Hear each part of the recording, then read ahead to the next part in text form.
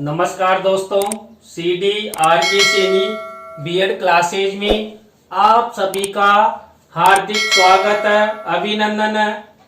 देखिए, हमारे YouTube channel पर आपके बीएड पाठ्यक्रम का टॉपिक टू टॉपिक अध्ययन हमारे द्वारा करवाया जाता है।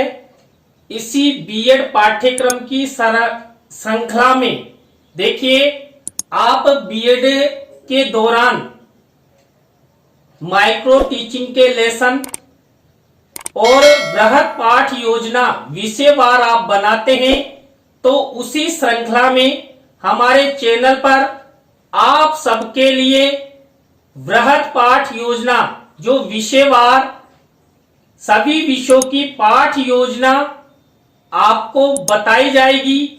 कैसे आप पाठ योजना का निर्माण कर सकते हैं, कौन कौन से पाठ योजना के उद्देश्य होते हैं, कैसे पाठ योजना के अंतर्गत प्रस्तावना कौशल बनाते हैं, किस तरह गृह कार्य देते हैं, तो पूरी पाठ योजना का अध्ययन हमारे चैनल के माध्यम से आपको प्रत्येक विषय का करवाया जाएगा।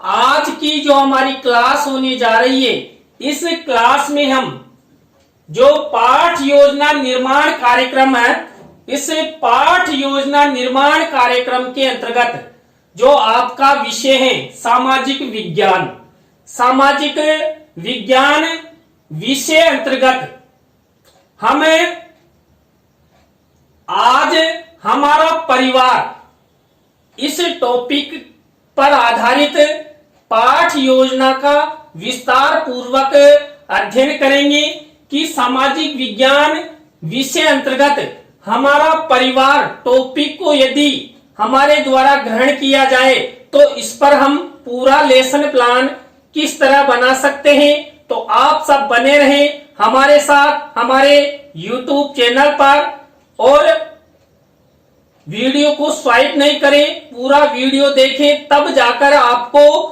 पाठ योजना निर्माण करना आएगा।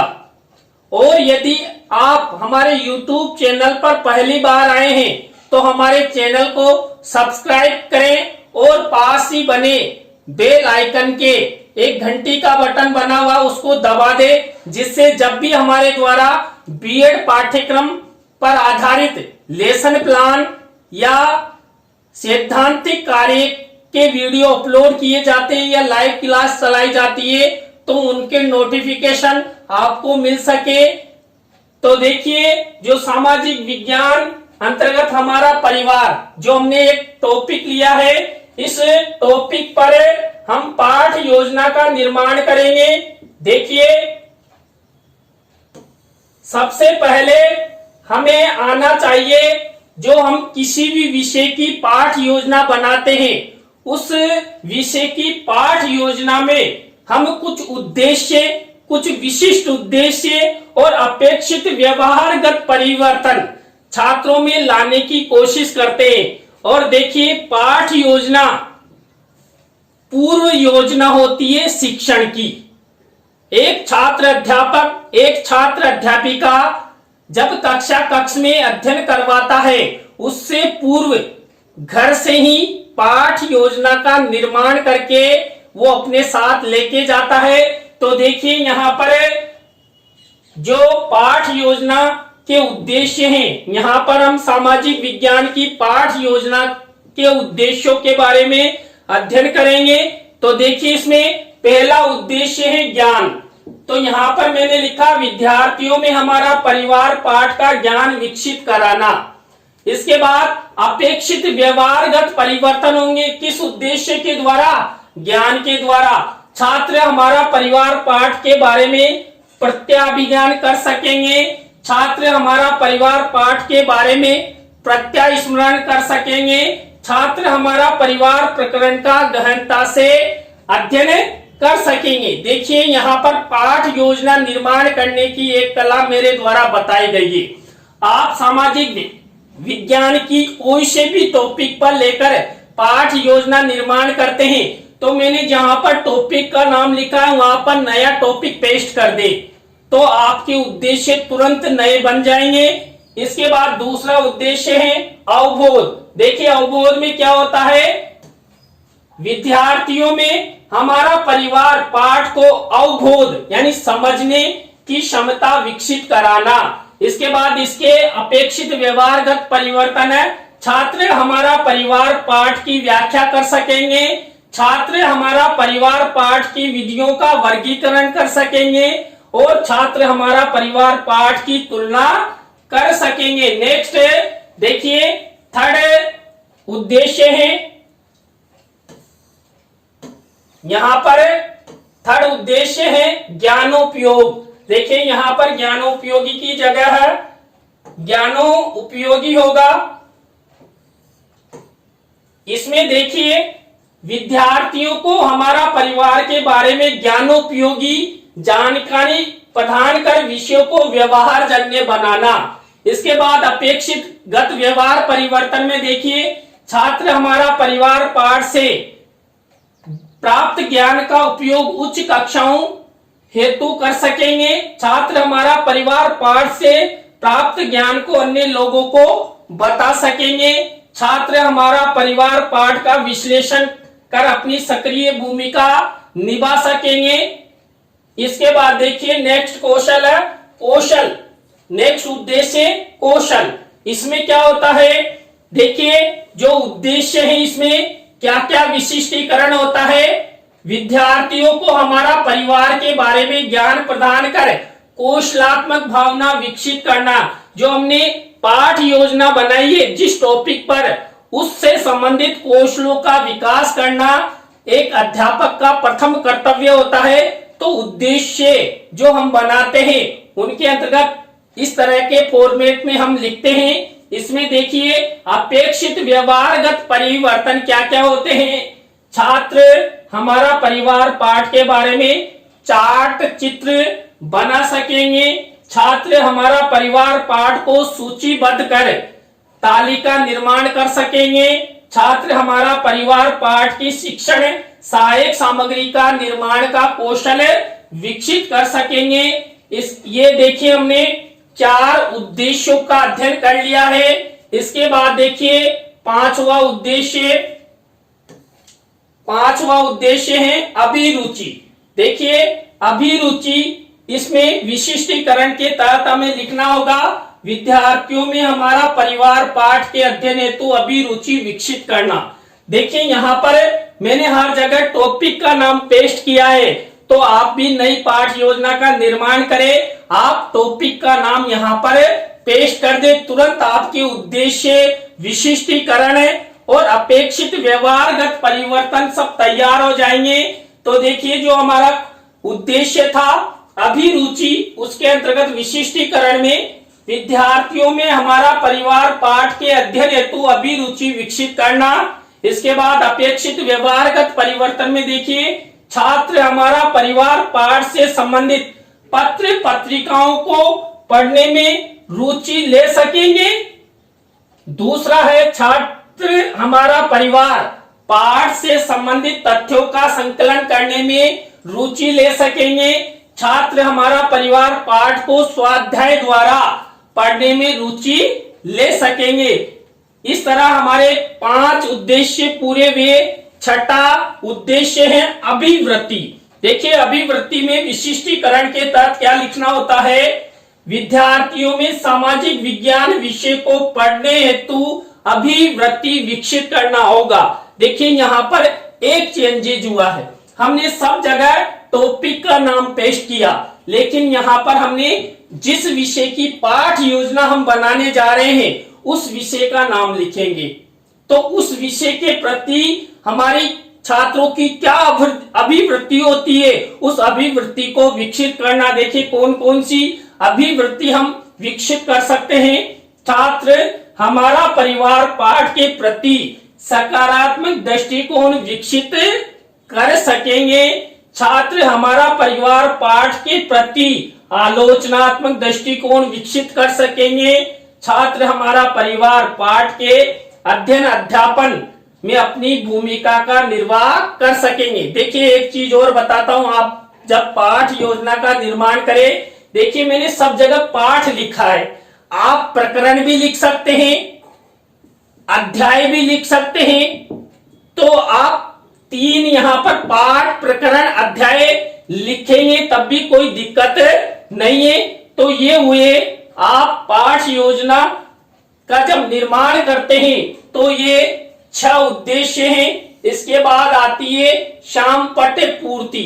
देखिए शाम पट पूर्ति आप सभी को पता है, एक शिक्षक कक्ष में जाते ही सबसे पहले शाम पट पूर्ति करता है। तो शाम पट पूर्ति में सबसे पहले वही विद्यालय का नाम, जब आप अपनी डायरी में पाठ योजना बनाएंगे तो सबसे ऊपर लिखेंगे विद्यालय का नाम। देखिए मैंने यहाँ पर विद्यालय का नाम नहीं लिखा, हमारे चैनल का ही नाम लिख दिया है, CDRK सैनी B.Ed क्लासेज। देखिए यदि आपको अच्छा ज्ञान मिल रहा हो तो हमारी इस क्लास के लिंक को व्हाट्सएप, फेसबुक पर अपने मित्रों और सहपाठियों को जरूर शेयर कर दे, जिससे अधिक से अधिक प्रशिक्षणार्थियों को सामाजिक विज्ञान की पाठ योजना बनाने की कला मिल सके। तो जल्दी से इसे शेयर कर दे। इसके बाद देखिए मैंने यहां पर लिख दी कक्षा। मैंने जो ये पाठ योजना बनाई है कक्षा 6 की बनाई है। कक्षा 6 वर्ग अ, विषय लिया सामाजिक विज्ञान और कालांश अपना प्रथम, और डेट लिख दी आज की 13 मार्च 2021। इसके बाद हमारी कालांश का कक्षा का जो हम पढ़ाएंगे उसका समय रहेगा 45 मिनट। आप 30 मिनट, 35 मिनट, 40 मिनट जो भी समय आपको दिया जाए अपने कालांश के अनुसार समय लिख सकते हैं।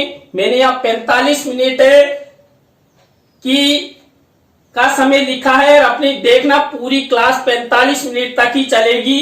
इसके बाद हमने प्रकरण लिया है हमारा परिवार। ये हुई श्यामपट पूर्ति। जब आप डायरी में बनाएंगे तो इसी तरह आपको बनाना है।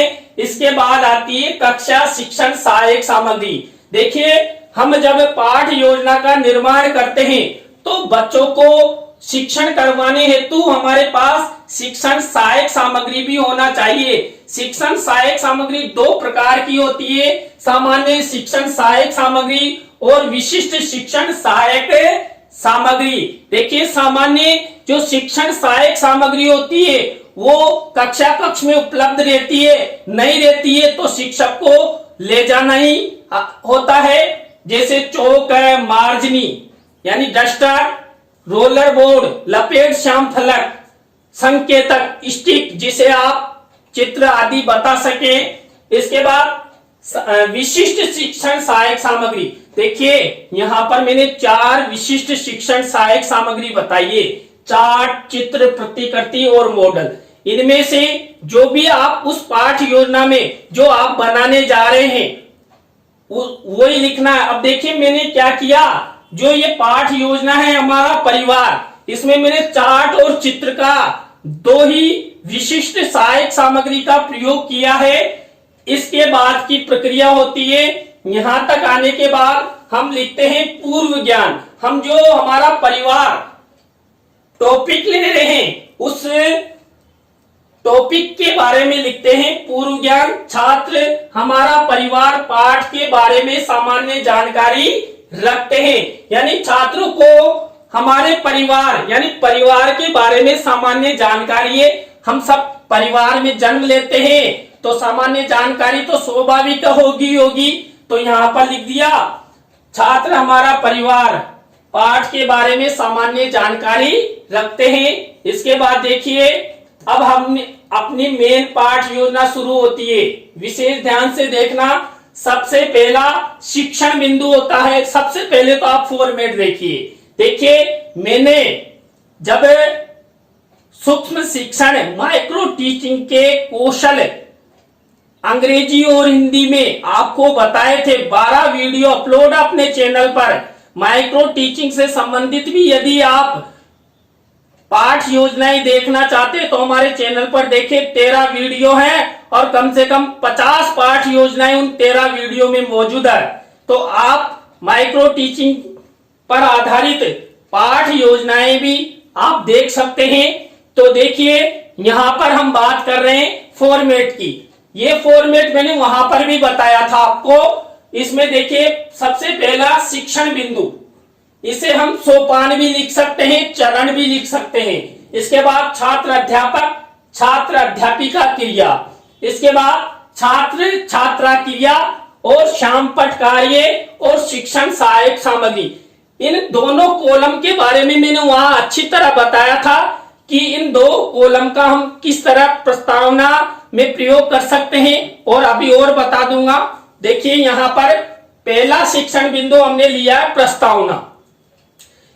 आप सबको पता है कि प्रस्तावना के अंतर्गत हम 3 से 5 प्रश्न लेते हैं और अंतिम प्रश्न हमारा समस्यात्मक होता है। देखिए यहां पर भी वैसा ही हुआ। पहला प्रश्न है घर का मुखिया कौन होता है? घर का मुखिया दादा होता है, और दादा के बाद या दादा के अलावा दूसरे जो घर का मुखिया कौन होता है? पिता होते हैं, पिताजी होते हैं दादा के बाद। अब पिता के अलावा घर में कौन कौन से सदस्य होते हैं? माता, भाई, बहन। देखिए जब प्रस्तावना के कौशल निर्माण करने की कला मैंने आपको बताई थी, तब मैंने बताया था प्रश्नों में जिगजैग होना चाहिए, तारतम्यता होनी चाहिए, उत्तरों से ही आपके प्रश्न बनने चाहिए। तो यहाँ पर उत्तरों से प्रश्न बन रहे हैं, प्रश्नों में जिगजैग तारतम्यता है। पिता के अलावा घर में कौन कौन से सदस्य रहते हैं? माता, भाई, बहन आदि। अब इन्हीं में से अगला प्रश्न बनेगा, माता, पिता, भाई, बहन ये सभी सदस्य मिलकर किसका निर्माण करते हैं? परिवार का निर्माण करते हैं। तो देखिए यहां पर हमारा लास्ट प्रश्न बना, हमारा परिवार पाठ के बारे में आप क्या जानते हैं? तो यहां पर ये अपना समस्यात्मक प्रश्न हो गया 5वां। और आपकी क्या हुआ? समस्यात्मक हुआ। तो आप कहां आ गए? आपके टॉपिक के बाद। तो प्रस्तावना के बाद हम कौन सा शिक्षण बिंदु उपयोग करते हैं? देखिए उसके बाद हम यूज करते हैं उद्देश्य कथन।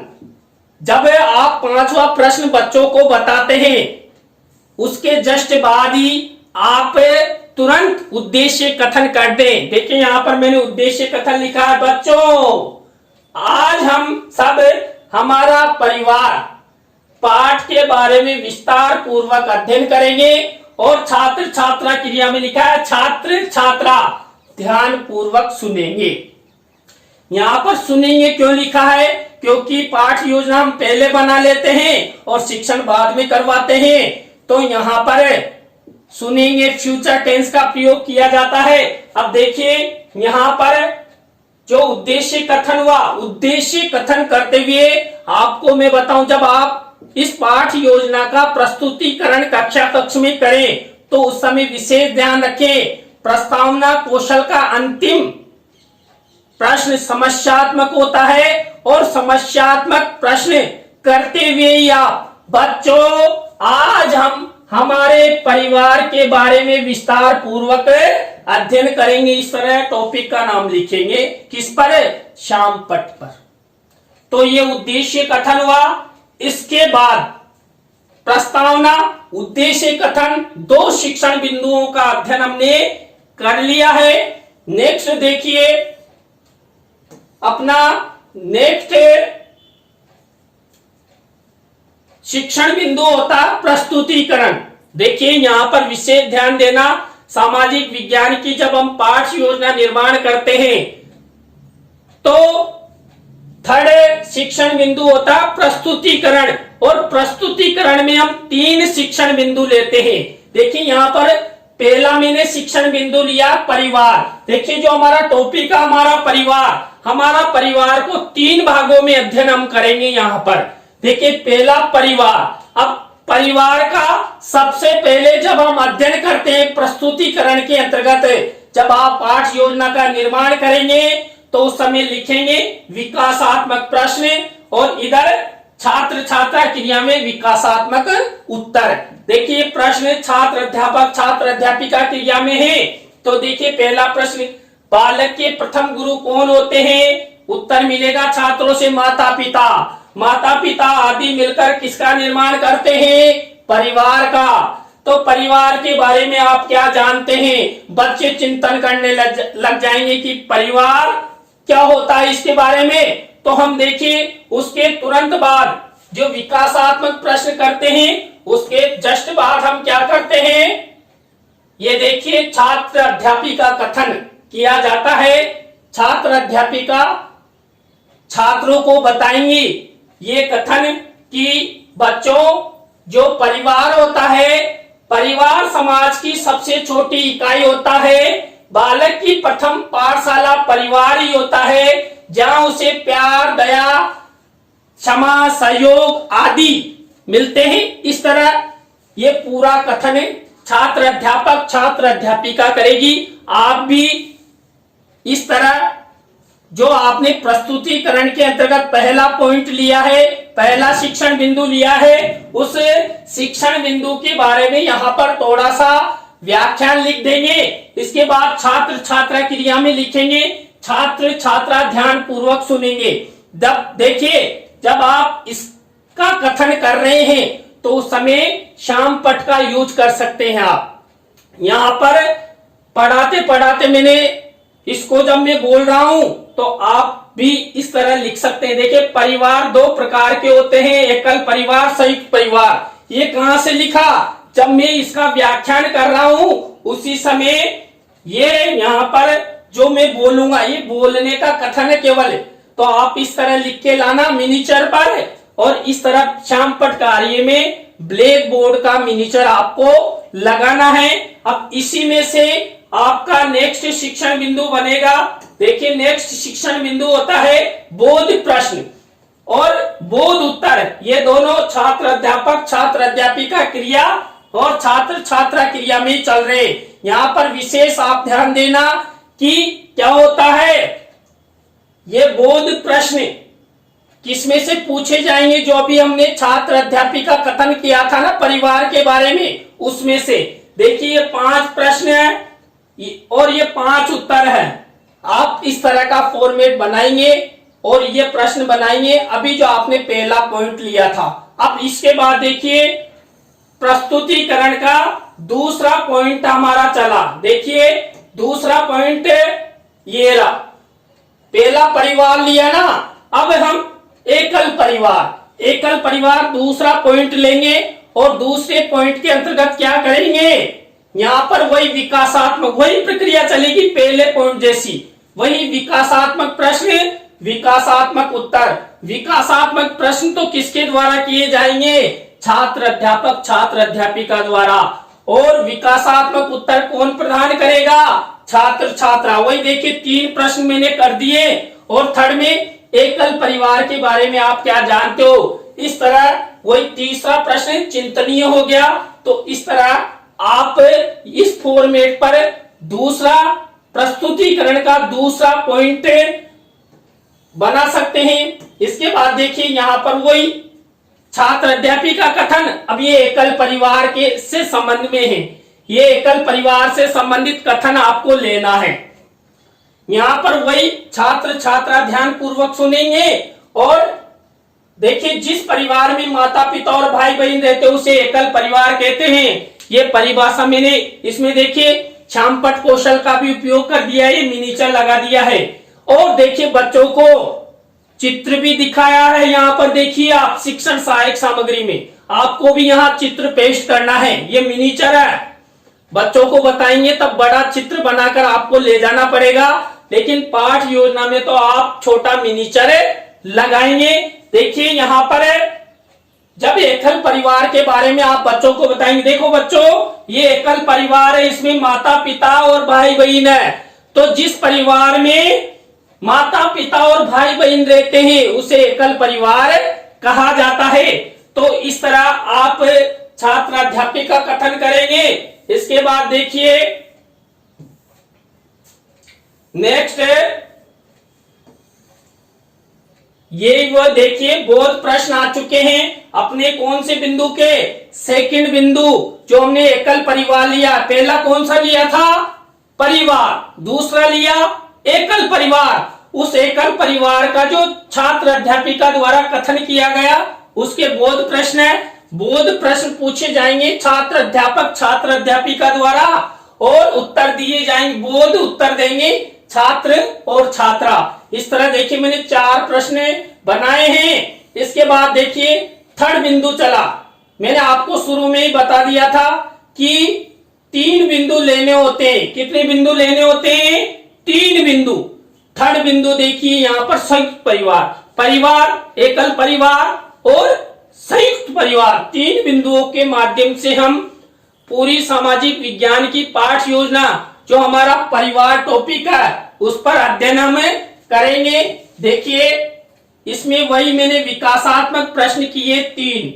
पुराने समय में परिवारों में कौन कौन रहते थे, उत्तर मिला। इन सभी सदस्यों के परिवार को क्या कहते हैं और संयुक्त परिवार के बारे में आप क्या जानते हो, वही चिंतनीय प्रश्न है। इसके जस्ट बाद वही मैंने छात्र अध्यापिका कथन कर दिया।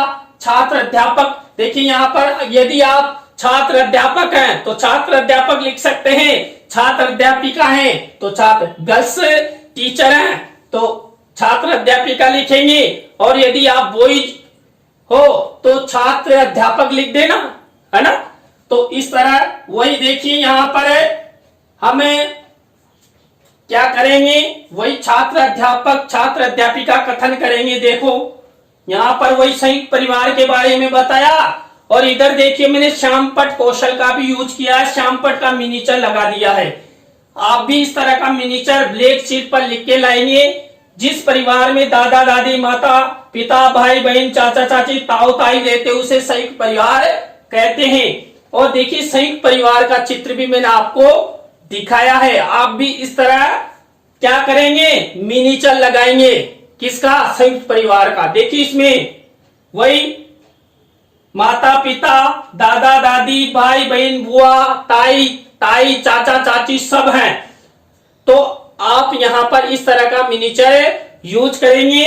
तो देखिए हमने 3 शिक्षण बिंदुओं का अध्ययन कर लिया है, और जो हमारा थर्ड शिक्षण बिंदु है कौन सा? संयुक्त परिवार। इस संयुक्त परिवार के बोध प्रश्न है। आपको 3 से 5 प्रश्न बोध प्रश्न छात्रों से करने हैं। वही देखिए प्रश्न 1 से 4 मैंने यहाँ पर आपको बताने के लिए ये उत्तर है। इस तरह का वही देखिए वही फॉर्मेट चल रहा है। शिक्षण बिंदु छात्र अध्यापक छात्र अध्यापिका क्रिया छात्र क्रिया श्यामपट्ट कार्य और शिक्षण सहायक सामग्री, इन दोनों कॉलम्स के बारे में आपको पता लग गया। यदि आप श्यामपट्ट का यूज कर रहे हैं तो श्यामपट्ट का मिनीचर लगेगा, और यदि आप शिक्षण सहायक सामग्री का यूज कर रहे हैं तो शिक्षण सहायक सामग्री का मिनीचर आपको लगाना है। इसके बाद देखिए यहाँ पर हमने तीनों शिक्षण बिंदु अध्ययन कर लिए। इसके बाद देखिए जस्ट हमारा हमने 3 शिक्षण बिंदुओं का अध्ययन किया। पहला प्रस्तावना, दूसरा उद्देश्य कथन, थर्ड प्रस्तुतिकरण। और प्रस्तुतिकरण में 3 शिक्षण बिंदुओं का अध्ययन किया। तो प्रस्तुतिकरण में 3 मुख्य बिंदुओं का अध्ययन किया। तो चौथा बिंदु चला पुनरावृत्ति प्रश्न।